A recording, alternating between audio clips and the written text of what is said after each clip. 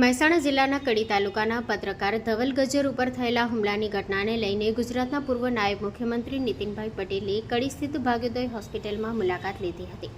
26 જાન્યુઆરીના રોજ થયેલા હુમલાની વિગત મેળવવા માટે નીતિન પટેલે પત્રકાર ધવલ ગજ્જર સાથે મુલાકાત કરી તેમની તબિયત અંગે જાણકારી મેળવી હતી।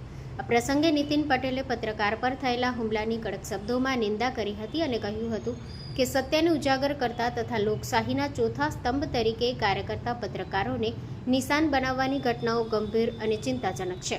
પત્રકારિતા કરવી શું ગુનો છે એવો સવાલ પણ તેમણે ઉઠાવ્યો હતો। પત્રકારો ઉપર વારંવાર થતા હુમલાઓને લઈને સમગ્ર પત્રકાર જગતમાં ચિંતા વ્યાપી છે અને આ બાબતે સરકાર દ્વારા ગંભીર નોંધ લઈને કડક પગલાં લેવામાં આવે તેવી માંગ ઉઠી છે। Story report by Ismail Ganchi, Kadi. માં motor driving, safe and sure driving. Driving એ શોખ સાથે આપની મોટી જવાબદારી પણ છે। અમારા ઇન્સ્ટ્રક્ટર દ્વારા સચોટ અને સરળ માર્ગદર્શન।